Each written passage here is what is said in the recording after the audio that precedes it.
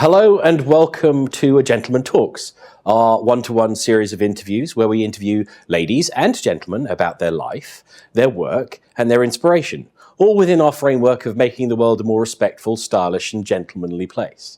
I am honoured to have Jane Malyon with us today. Thank you. Hello, Jane. Hello. How are you? I'm marvellous. You're marvellous. I assumed you would be. So for those people who don't know you, yes, which must be a very few now, tell me a little bit about you, yes, and what you do, yes, and sort of where you are now. Right. Well, my world changed upside down about 2 years ago. Up to that point, I'd been a director of a catering and event company, which my husband runs, but predominantly I'd been a coach, helping people to get on better. Communication skills, rapport skills, and in particular, parents with very stroppy teenagers. And I give them every sympathy. So that's what I was doing, trying to get people to be nice to each other. And I wrote a book called Play Nicely, and you know, I kind of believe that if we can be in rapport and maybe over a cup of tea at the same time, then we can put quite a lot to right in the world. But 2 years ago, I met an elderly lady who told me very sadly that she used to go every year to the Savoy for afternoon tea. And it was her big pleasure. And she'd become too frail to make the journey. And she was quite forlorn about this. And I shared her sadness. I thought that would be a terrible thing to know that that moment had come. And it just made me think, could the Savoy, could the afternoon tea go to her? And so I set up the English Cream Tea Company to create that happening with chilled hamper boxes that go all over the country. Fabulous. I love it. Thank you. It is joy. I have a question to ask you, but I'm going to ask that later in the interview, because I know your answer, but we'll come back to that. So, to paraphrase Mary Poppins, yes, let's start at the very beginning, because it's a very good place to start. Where were you born and raised, and what was your earliest influences? Wow. I was born in Enfield or Edmonton in London, and I was raised in Chigwell. Okay. Which wasn't like that then. It was quite leafy and fields and such like. It's changed a bit along the way. So I was brought up in Chigwell and introduced to my then not husband, but is now, when we were in the prams. So our parents knew each other. Okay. And I had a wonderful and idyllic upbringing, I like to think, with a bit of boarding school in the middle of it. A bit of boarding school in the middle. Yes. You didn't like the boarding school? It was all right, but it does change. I was 9. That's quite young. It's quite young. Yes, quite young. But I was still mischievous. Really? Yeah, I know. It's hard to believe. It's really hard to believe. What was your number one mischief when you were that age? Talking too much and talking at the wrong times and talking all through the night. Oh, really? Predominantly around talking. Predominantly around talking? Yes. Okay, well, we only have an hour, so let's not... I'd like to run on, but we only have an hour. So what were your early influences in life? Who was your heroes? Who were your inspirations? My brother was my hero then, and was one of my looker-afterers. He was a fantastically caretaking brother, only 18 months older than me, but took on that role. And I was with my cousins, so there were 2 boys, my cousins and my brother, and so we were a gang of 4, and all I wanted to do was be one of them. Okay, and why was he? It was instilled in them, and I think they all have nurturing in them, and they had the terrible trouble of trying to stop me falling in the river, fail, stop me falling out of the tree, fail, and if there was a hole, I'd fall in it. It was classic. Okay. And what else? What other influences were happening on you and then? My auntie and granny played the piano, and I would sit for hours at the top end of the piano watching and trying to copy, and now I really love playing the piano, so that's a joy. And parties and celebrations, I wanted every day to be a party. I wanted every day all the friends and relatives to come round and just to be with people. That was my joy, people getting on well together and having fun together. Okay, and what... were you sort of always dressing up then? Was it always like, I will get the tea set out, I will dress up? A little bit like that, but it was even more about the people. The ambience of just the hubbub that would be going on. And for Christmas, there'd be 32 of us. Wow, and that's been a joy. It doesn't happen now. We're down to, a motley crew, but that is one of the biggest things of childhood. All the presents, because if 32 people are giving 32 presents, that's a lot of prezzies, yes. So those were my most joyous moments. Okay, and now you sort of say, do you miss it now because you said that that's not the same anymore? Would you like a large brood I at went Christmas? to therapy over Christmas. Oh, really? Yes, because it became such an out of the ordinary thing for me. I couldn't create the childhood Christmases again. I kept trying to do so, inviting anybody. Would you like to come for Christmas? What about you? And I had to kind of get it back into proportion. You can't go back and recreate something from the past.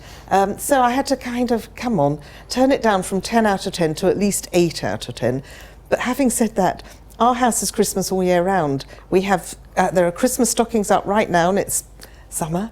And yes, there are crackers there all year round. Why? And guests, children that come, I've got godchildren and all sorts. And so they pull a cracker, and we've got a couple of Christmas trees up all year round, and fairy lights and... Shall I go back to therapy? No. Why? Because you want that all the year round? It's the feeling. It's how special it is, how you can make somebody feel indulged and special and looked after. And I mean, we're not spending hundreds of pounds on this. These are minor little costs, but I think treats. I think my life is about treats for people. Pleasure. Yes. Pleasure. I get a pleasure. Yes. It's about pleasure for you. And not too much. So I take each of the godchildren to Harrods for afternoon tea, or to the Ritz, or just once. But we do that, and we, just everybody's got to have treats and special bits.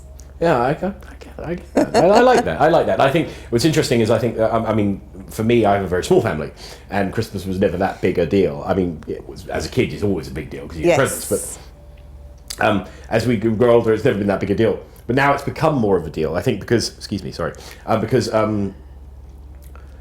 get lots of other people coming. So it's not our family. We tend to have waifs and strays, or friends of my mother's have come because their kids are off their respective in-laws, or they're not there, and and now it's become a thing. So I like being at home for Christmas, whereas previously I would run to a sunny clime. For Christmas, because it was like there was only my brother and myself and my mum and my stepfather, and that was kind of about it. There's a big family deal. No, I like it when other people are around because we behave better. Do you not behave well then when other people aren't around? I do, but you get sharper. You get on your very best behaviour. I suppose that's true. Little squabbles tend to go out of the window because we're intent on playing nicely. Very good, very good. So we went to school, we went to boarding school, which we'll move on from rapidly. So what happened after that? Did you go to university? I wasn't allowed to. Why not? My parents, we're thinking almost Victorian. I am 3,000 years old. And they said, no, not for girls. My brother was allowed to go. No. So what did you do? I know, when I tell the next generation, they can't believe it. I was encouraged to go to secretarial school. All right. And my father said the immortal words, "You could be a secretary to someone important." So you made him eat them ever since? Well, he's passed away, but I like to think he's watching and going, maybe university wouldn't have been so bad. It might have done something else with it. So, did you go to secretarial college? I did. Oh, I can do shorthand and typing like a good un. Like a good un? What's your words per minute?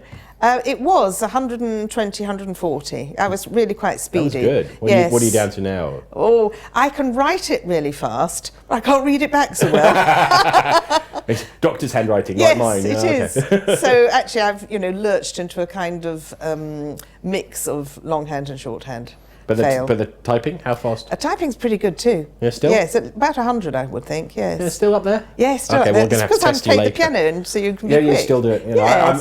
People are always surprised because I can touch type. I like that. And I sort of do about 80, between 70 and 80 words a minute. That's really good. And everyone goes, how did you do that? I said, I learned. I went off and found a program and learned. Good. But I text like a dinosaur. Really? Yes, I'm reduced to rubble with texting. Why? Because I can't touch type, and I just my problem is that I text I generally text full things, so I don't use text speak. Oh, right. So because I find it abhorrent, but I text full messages, and then people go, well, you could have just said thanks. Not even THX. No, really, I do. Yes. Thank you very much. All that sort of stuff. And they were, oh no, when you're not going to go move with the times. I'm like, yeah. This is the burden of manners. It is the burden of manners. It is the burden of manners. But it's a good thing to have. Yes. It's a good thing to have. So we went to Secretarial College. Yes. Did you have fun? I have fun in everything I do. I bet. But was it good? Was it a really good time, or was it was it okay? It was okay. It was okay. And then what happened afterwards? Did you become secretary to something really important? I sort of did, yes. I went and became the assistant to Ray Cooney as a theatre impresario. I know Ray Cooney. Well, I worked for Ray Cooney's company for a few years, and I worked for a chap called Brian Ricks, who was a famous actor, and some other famous people. And so we were lovies working in the theatres. There we have something else in common.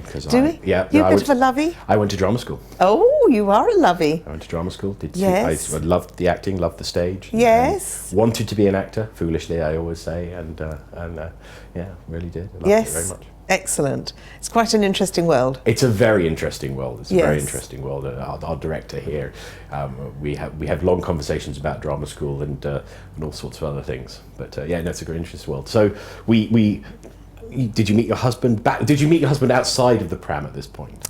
Yes, I mean, we always knew of each other's families, yes. And my mother kept trying to get me round there on false pretences, and it wasn't happening. But in fact, on our own accord, it happened. Well, we'll come back to that.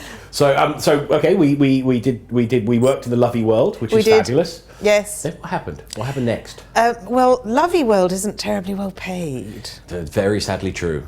Yes, and in fact I might even have been made redundant, but yes, I think I had £26 a week.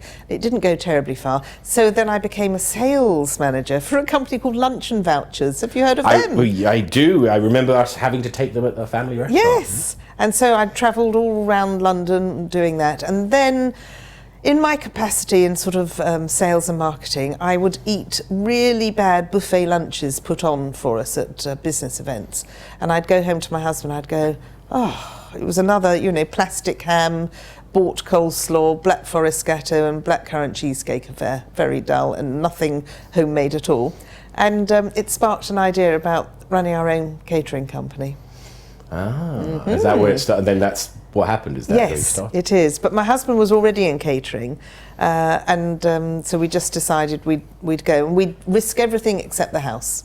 Yeah, well, that's probably a wise thing to do. Came close.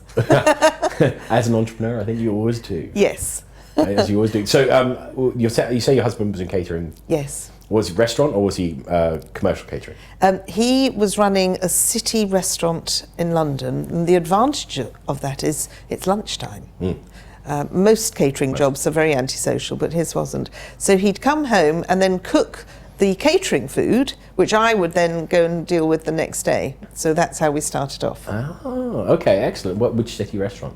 It was called the Mitre Club. I know of it. Creechurch Lane. I know of it. Oh. I'm a Londoner, born and bred, so all right. I'm around. There we are. And my family had restaurants. So I grew really? up in restaurants, yeah. Well, he grew up in a hotel. Right. So got the bug. Yeah, so it's very funny because my wife and I sit there, and in fact tomorrow I am helping my mother out. We're catering, doing 100 covers Friday and 100 covers Saturday. Are you really? Yeah, and we're short staffed for Saturday at our wedding. The one we're catering. Do you want to pop round? That's very absolutely, good. Yeah, absolutely.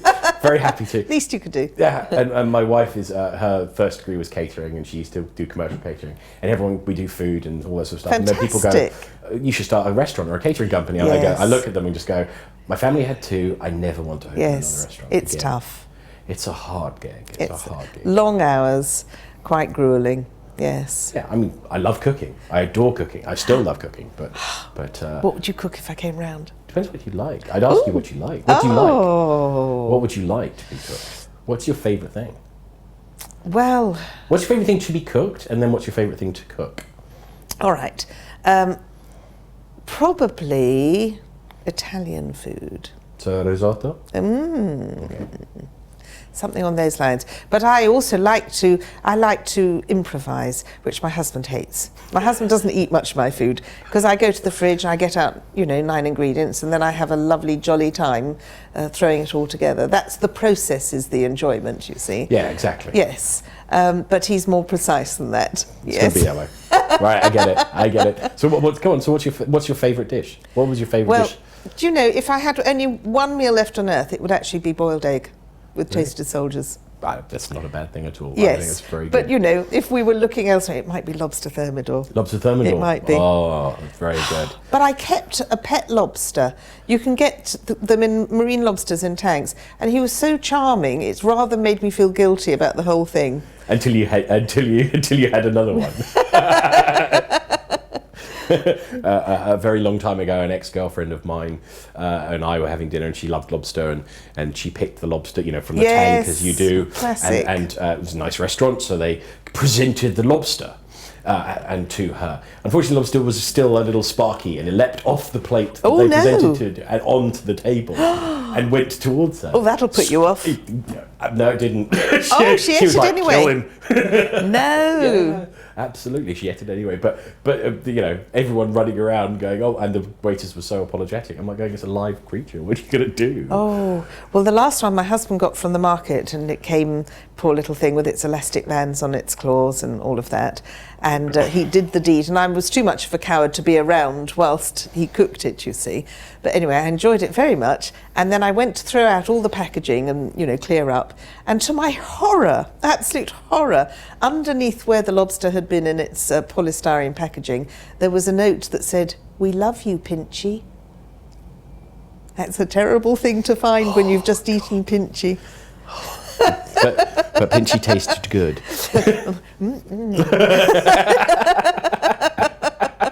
Oh dear.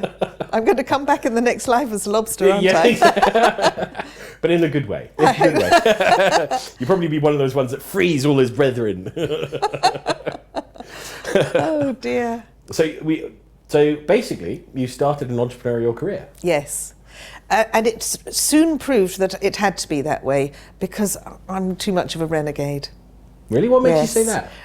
I've been to too many interviews and been told it, for a start. I'm just a bit of a maverick. You say, do it grey, and I have to do it orange, and don't touch that, and I have to touch it. And just, there's something about me that, wants to prove the unprovable. And so my hubby's learnt not to say, don't go and do that. So he told me I couldn't parachute. Of course, the next week I'm leaping out of a plane in Kent. It's a difficult. So the trick is to say don't do it, and you do the double bluff. The double bluff. Yes. Don't hoover this house. Yes, don't go on holiday. Go on holiday. Dear. The curse of the modern age is the ability to Google and search. I think it's a curse as well because you find out stuff about people. Yes, you do. I found out something very interesting. Uh-oh. No, I think it's very interesting. Go on. There is a reason why I find it very interesting. You love Toronto. I do love Toronto. Why do you love Toronto? And I love Canada too. Yes, you do. I do very much. So why Toronto? Well, I have dual citizenship with Canada. When did you get that? Did you work for it? Did you get it? No, I didn't work for it. I got it about 15 to 18 years ago. I'm not very good on dates, something like that. I found out that I qualified, and so I went for it. And then it turned out that both my sons qualified, and they went on a gap year trip, fell in love with it, and moved there. You see, we push over these dominoes, and we don't know where they're leading. Oh, this is very true. So they both live there now? They live in Toronto. Whereabouts? On Richmond and Spadina. Okay, I know exactly. Right downtown, yes. Okay, I know yes, exactly. near Queen Street, yes. Very nice, I nice know. indeed. I love Toronto. This is one of. Do you? Yes. I do. I find it's one of those. I love Canada. Yes. I love the Canadian people. Yes. I find Canada one of those places that, or Canadians, that they're like the best of America and Britain, or best of Europe and America. They have Yes. manners and politeness and gentility, and they have the American get up and go and joie de vivre that sort of... I love it. I sometimes go out with friends that haven't been there before, and a girlfriend and I were on one side of a really busy road, 4 lanes of traffic, and I was pointing to a sort of, I think it was a weaver bird nest, something unusual in a tree opposite. And so she was looking at that, and then we suddenly became aware the traffic was slowing. Now this is a proper, almost like a motorway thing, and the traffic stopped. Now 4 lanes of traffic stopped. We weren't at a crossing or anything. They stopped because they thought we wanted to cross. Now how long would I have to stand at the North Circular? You be in your great dotage at that point before someone stopped. It wouldn't happen. No. It is amazing. Yes. It is absolutely amazing. Previous existence, I was in Toronto with my ex-wife, and we're in a bar, and they overheard us talking. They heard we were English. We spoke to this couple, and he travelled to England all the time, and basically we ended up having dinner with them that night, and then they invited us to their house the next week. Yes. The next we were there for a couple of weeks, and they invited us to their house for the weekend, and we were like going, in England you'd be going, run away, run away. There's a catch. There's a catch, serial killers or Yes. something. And no, they were just being polite, and just, I love it. It's Yes. just, it's one of those bizarre, it's beautiful as well, the countryside is beautiful. Yes. So how long, you've been going for how long then? Well, they've lived there for about 6 or 7 years, and I've gone 3 times a year, which is very naughty, isn't it? It's very good. All my weekends saved up. So basically I work 7 days a week when I'm in England. There are no days off really. But my days off are they're saved up and put together for times out there. Do you try and go not during the winter, or do you like the winter? We like the winter. We like the winter. My husband's very pale, very, very pale. He doesn't do sun. Winter's fine. So the -30 out yes. out of North Toronto near Barrie and stuff like that. I mean, you have to dress for it, of course. Absolutely. Yes. And in Toronto, they've got Path, the underground system. I know. And I suppose we're about 300 yards from the nearest down to Path. So you have to sort of bundle up and run like crazy, and then you're in the warmth. So what else do you like about Canada and Toronto? What's your sort of memories of it? Oh, okay. The scenery is epic. Not in Toronto itself, but the Rocky Mountains and all of that. I really felt special in Nova Scotia and Prince Edward Island. I mean, it's going back in time. I know they say that about New Zealand and such like, but I think it's going back even more. Just the welcome and the homeliness and charm of it was amazing. I could have put down roots instantly there. Okay. That was extraordinary. But travelling around Canada, we speak the language. You're likely to be greeted with much welcome and warmth, and it's a very foodie place. It is a very foodie place. It is a very foodie. That's a hoot. It is a hoot. Interesting. One of the themes of these conversations has been travelling and the fact that other people seem to be doing manners better than us Brits. What do you think about that? I think it's true. Not entirely true, and we have exceptions to it. But as a race, I would say most Canadians are very charming. It depends what you call manners. But in terms of looking after other people and putting other people first, there's a general willingness to do that. And so that's very heartwarming to be around. And do you think we're lacking in it here? In the UK? Not totally, and we're so much better in a crisis. Give us a bit of trouble and we'll be marvellous to each other, or in the Olympics we'll be the best. But after that we lapse again into our stiff upper lip, hide behind the newspaperness. Why do you think that is? Why do I think that is? It may be an ingrained don't get involved thing. But we weren't always like that. No, we weren't.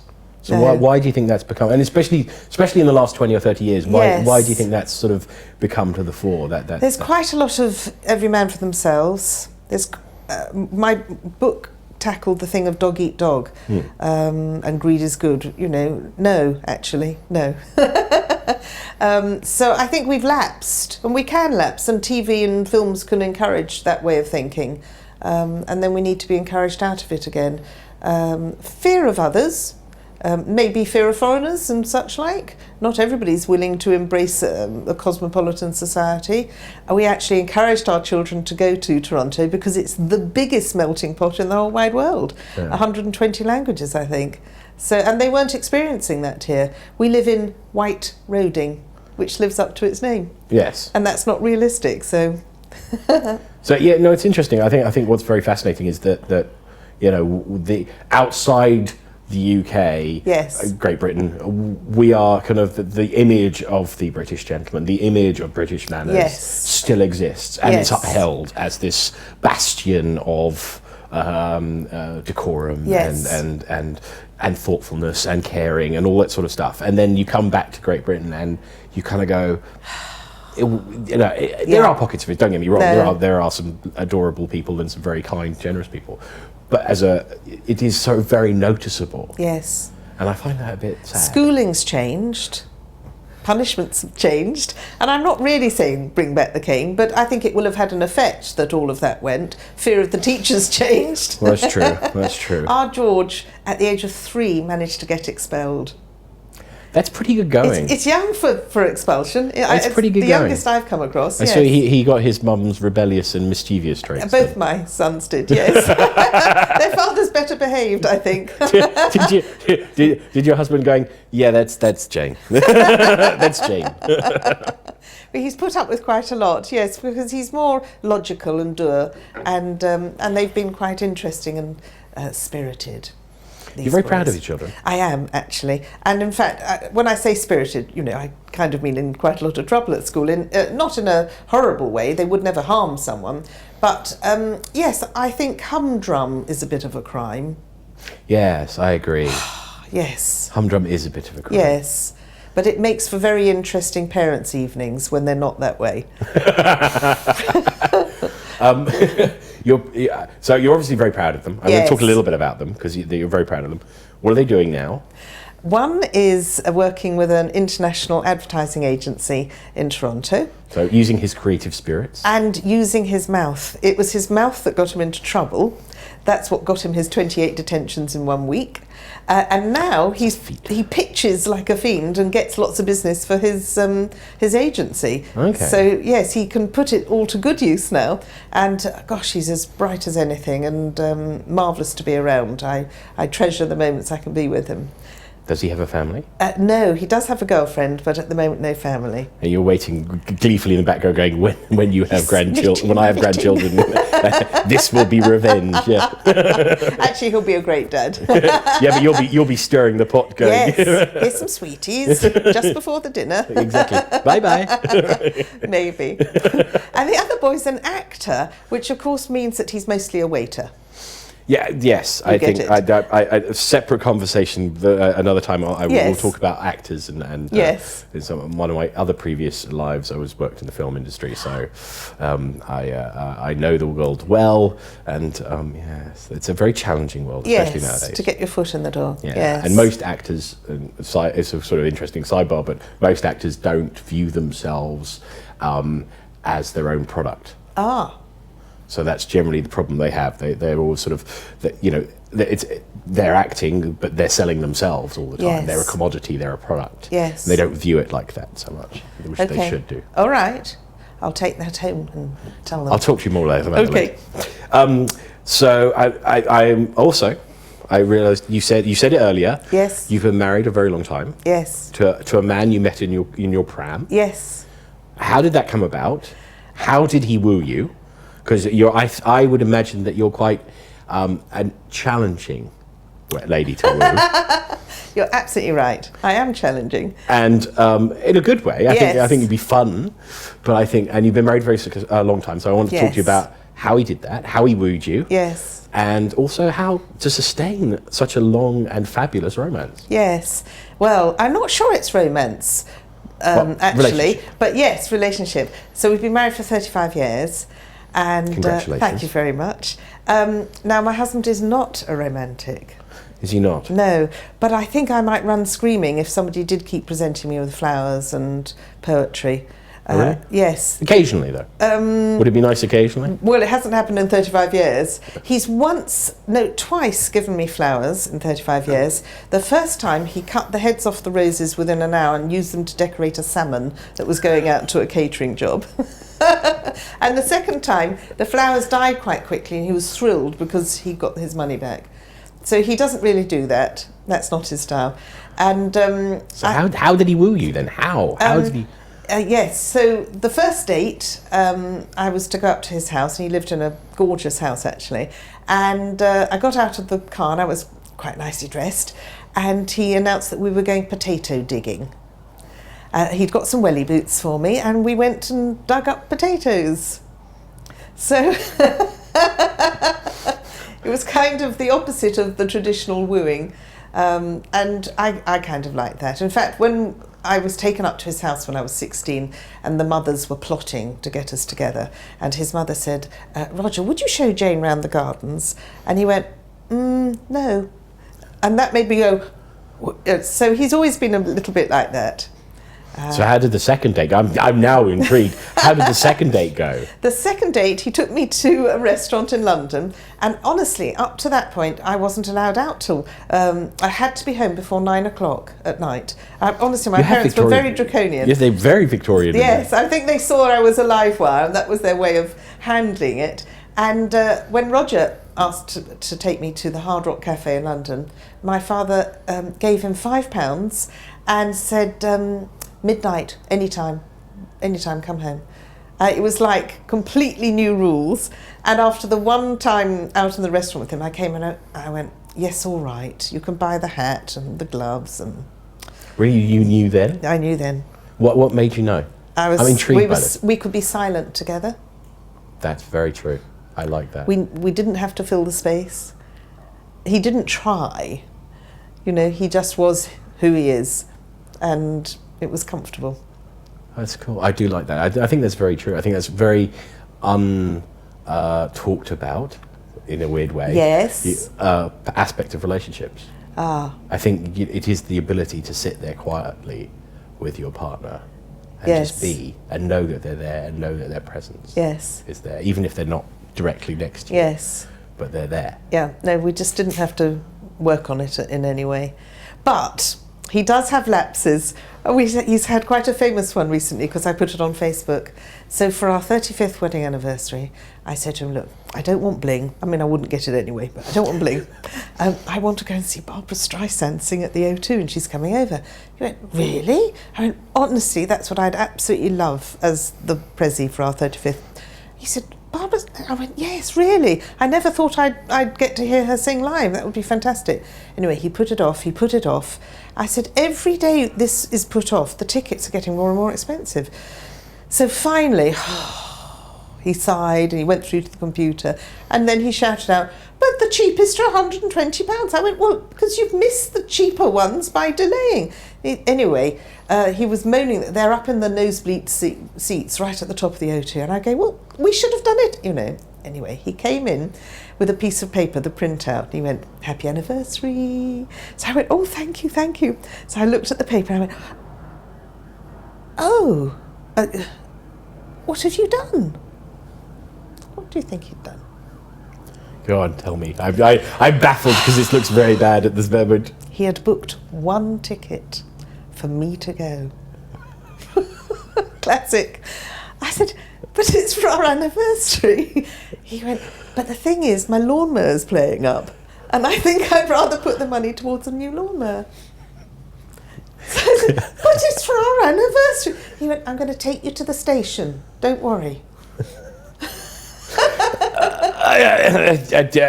The gentleman me is the romantic gentleman is apoplectic, but there we go. I wouldn't know what to do. I know. Yeah. So in the end, I rang up the O2 because a friend said, look, you can't go on your own. I'll come with you. I'll pay for a ticket. So I rang them up and I said, look, I wonder if you can help. It turns out I've married a Muppet. And I told them the story. Anyway, they couldn't get me a seat next to mine, but they moved me much further forward with my friend. So that was fantastic. However, the sting in the tail was that I suddenly got called on business to Dubai, only coming back on the day of the concert. and it was touch and go, but then the plane got delayed. So I'm in Dubai calculating, am I going to make it, am I not? And so it was really close. And so the plan B was for my husband to go with his friend to see Barbara. And I was going to miss it completely. Anyway, I made it with 25 minutes to spare to the O2. You got to see Babs on stage? Yes, I did. How was it? Yeah, lovely. Yes, lovely. And she still got it. She still got it? Yes, and her son sang, and he was fabulous. Awesome. Oh, really? Yes. Oh, okay. Otherwise, you see, otherwise the appointment would be, darling, I have to go to Vegas to see her now. Slightly more expensive trip. More than a lawnmower. Exactly, totally more than a lawnmower. Yes. Bye. And I'll go on my own to that one. You're encouraging me to be naughty. No, never. I wouldn't do such a thing. That would be far too ungentlemanly. You mentioned it, Yes. and I'm going to come back to it. Go on. You did karate. Yes, sir. You got your black belt. Yes, sir. Us. Us. So. Hi, sensei. Why did you start karate? Number one. Right. I was in Slimming World. Okay. But I was in the worst version of it ever. It was something out of that TV programme with the two guys. Anyway, the funny one. It was like, you can eat dust. It was a really bad one. And next door, Aikido was going on. And I said to my friend, I think I'd lose a lot more weight going there than this. This is... So at the end of it, I went in. I went, do you like them fat and 40? And they said, yes, we love them like that. Can you do a somersault? I went, I've no idea. So I had a rough go, and I did Aikido for the next 5 years. And then that closed down, the hall got locked down. So I joined a fight club. But we don't talk about Fight Club. We don't talk about Fight Club. But I ended up in hospital twice from Fight Club. And my husband said, if you're going to do these stupid things, could you go to a proper club that has, a first aid kit and insurance and all of that? So that's what I did. And in my ignorance, I had no idea that there were different types of karate.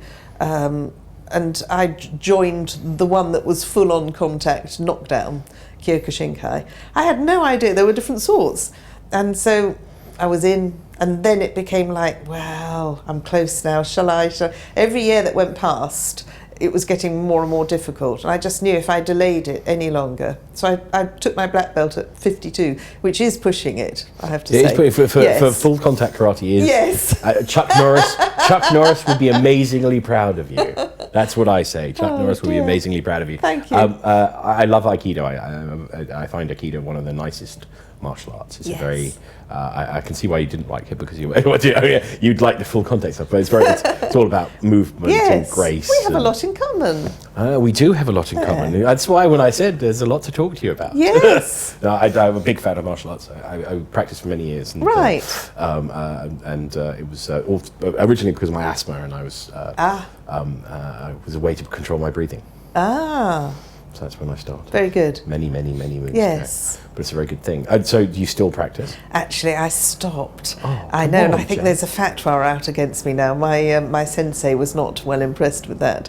But I did stop. It was taking me too long to heal, I have to say.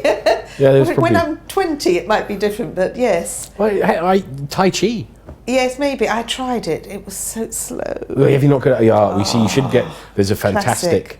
There's a very good friend of mine who runs a website, and it's called World of Martial Arts, and he basically has all different the world of martial arts, sorts, everything, and he practices sort of old school Tai Chi, but proper fast Tai Chi. So it's not the But the reason what I discovered is because originally Tai Chi was fast; it moved quite rapidly, and then they slowed it down so you could get all the movements correct. And then that stuck, and that's the one we will see everyone practicing. But if you speed it up, okay. Well, so I would go. We should go do Tai Chi together. Shall we try it? Shall we try that? There we go. I can see a photo of us doing Tai Chi in somewhere with Fantastic. cream tea and me in suits and you surrounded by cream teas. It would be perfect. Yes. I can see the photo opportunity. So I'm going to ask now. You mentioned it. Scone or scone? Well, it has to be scone. Why? Because when we first started, we could only deliver our hamper boxes to a scone zone. and you can't have a scones on. And we currently have the scone phone, which is, the designated scone phone. You can't have a scone phone. And we have scone gnomes. But I have to confess, the Queen says scone. But what do you say before I say this? scone, and the Cornish people say scone. So I say Her Majesty is actually incorrect. I say scone as well. So Do you? yeah, we had this debate before you Yes. came on. We had this debate with scone or scone. Yes, scone, scone, scone, cream jam. I'm asked it all the time. I Yes. bet you are. I bet you Yes. are. And bizarrely, we now. So I'll talk a little bit about the English cream tea company. Yes. You said why you came up with it, Yeah. which I think is a fantastic thing. I really do. I think it's absolutely brilliant. I think English cream tea is an afternoon tea is an underrated meal. It's one of the It's best. our best British tradition. It is a fantastic British Yes. tradition. We should do more of it. Yes. It's become an amazing success for you. Yes. And I know it came from this random conversation. It's very recent, and it's growing rapidly. Yes. And it's sort of taking over your life. Indeed it has, yes. When you, as a fellow entrepreneur, You're right. you have these ideas and you Yes. think, I'll give it a go, and I'll maybe see what happens, and then suddenly everyone goes, oh, it's really good, it's really good. Do you sit there internally and sometimes go, oh my God, I really am a little bit nervous about this? Yes, I'm in a juggernaut that's careering out of control, and I haven't managed to hold the wheel yet. Yeah. And every week something new is propelling the juggernaut faster. So I'm in a world where I'm constantly going, really? And you want to do it? Really? I'm spending most of my time reacting.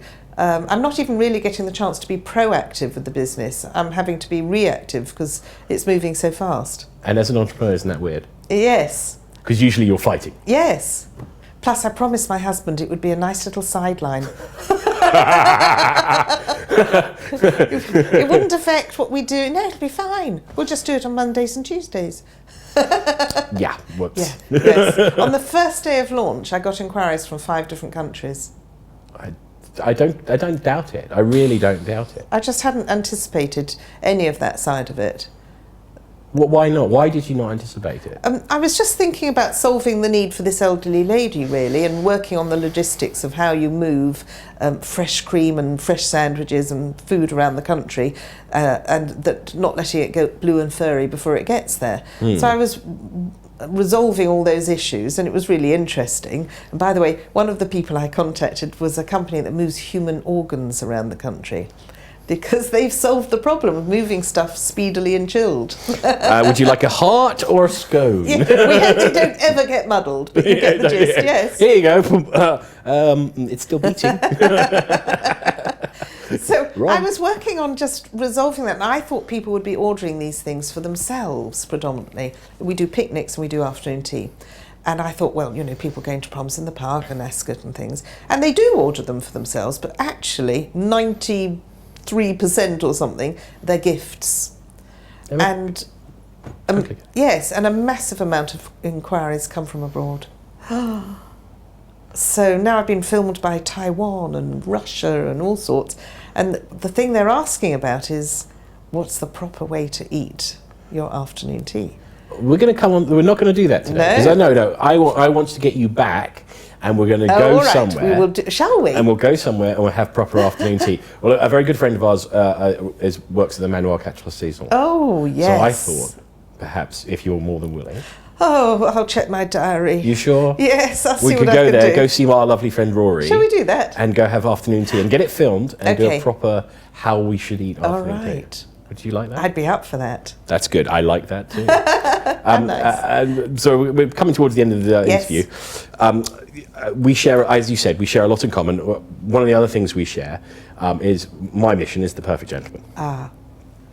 And part of the perfect gentleman, because I read all your stuff about manners and etiquette Yes. and communication. Part of the perfect gentleman is that's one of our core principles. Yes. Is to make people better mannered. And the fundamental, we call it, the basics is respect. It's respecting everyone, respecting people's time, respecting people's integrity and honesty and all that sort of stuff. And we talked a little bit about it earlier, about the world and their view of manners. Yeah. What do you think we could change to make the world more mannered? I think we'd have to go back to the schools. We'd have to start young, and trustworthiness, integrity, do as you say you will, all those things, culpability. I think those are absolutely the fundamentals, because if you can't trust what somebody says, then you have no basis for a relationship. So if that could be really encouraged and praised, I'm all for praise, and instilled in a way. So that would entail sorting out the bullying and things, because that's got to go as well. But yes, I think that's the most important thing. I did actually a survey on Facebook, and I got 60 people responding. And what are the traits you most want to see in people you work with or you do business with? Honesty was the number one trait. And out of all the traits people put, nobody put, cheaper, faster. Nobody put that. It was all about, let me trust in what you say and do, please. And so, yes, if we could only get that back, that we could really believe in what people say and it'll come true. That's a marvellous thing. Yeah, I think that's very true. I think we're sitting here overlooking the great city of London. Yes. And the city was founded originally on trust. It was the handshake deal. You would do things on basis of trust and honesty. Yes. And and the last couple of decades, and especially the last 4 or 5 years, that's gone away. And because of that, we've had financial turmoil. There isn't people in business that you trust. Politicians, you certainly don't believe. Yep. There's no honesty in their words. No. We talk a lot about integrity and honesty and living your brand, walking the walk. Yes. Walking the walk. Yes. As a gentleman, you've always got to walk the walk. You don't have to wear a 3-piece suit or a suit to be a gentleman. It's about being you and being honest and being Yes. and I think that's kind of interesting. I think it's very interesting you say that, because I think that's very true. I think that's one of the key fundamental points for life. Not just gentlemen, just anyone. Yes. Just to be that way. Yes. And we were saying about Canada, sometimes we do a double take as, is this for real? Is this kindness genuine? Is there going to be a sting in the tail? And then there isn't. And it's like, no, this is how it's meant to be. And we can do it here beautifully, but not consistently. Join us with our mission. Put the flag in. I would love to, because I wholeheartedly believe in it. Yes. Thank you very much. Jane, thank you. We're now going to go on to our questions. Right.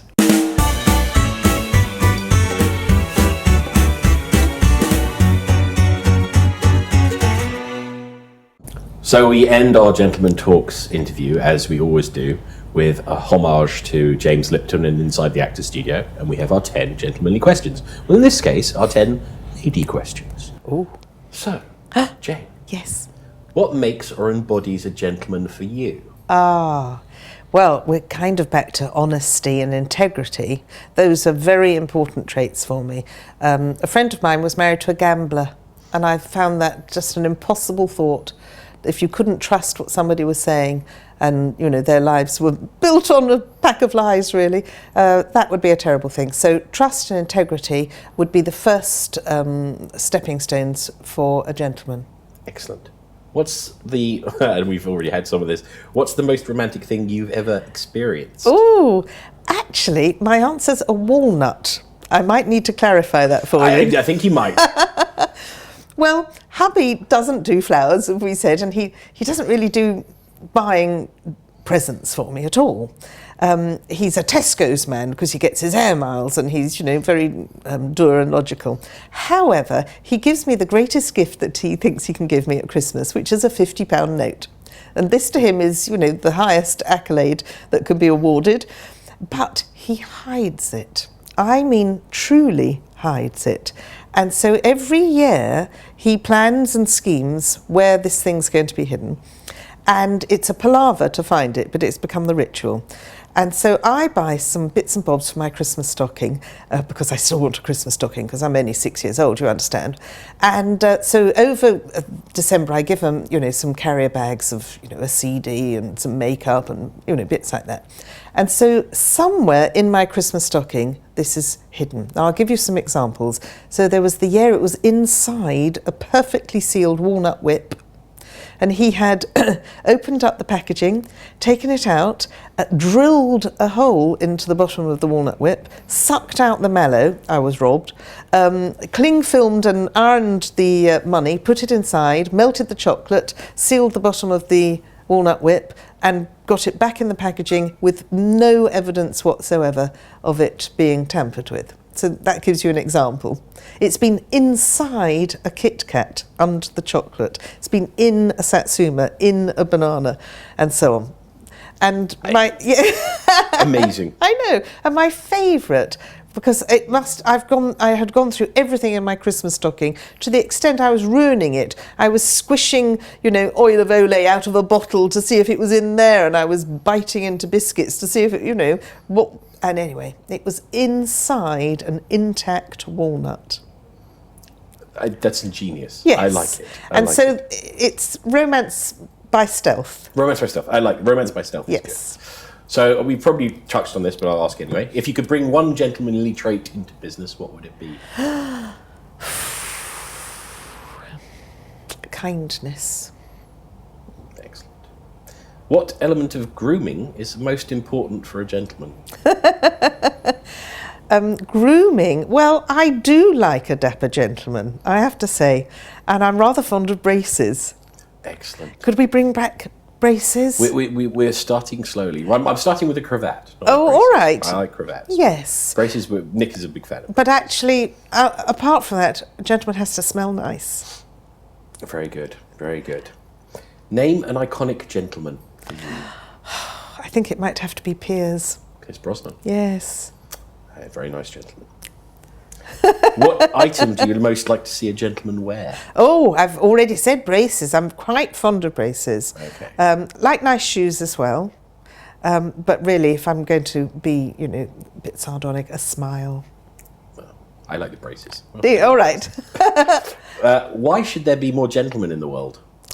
Well, that comes back to honesty, trust, integrity, and all the good things, because from that you get a society that works. It's when those bits slip that it's a downward spiral. Oh, absolutely.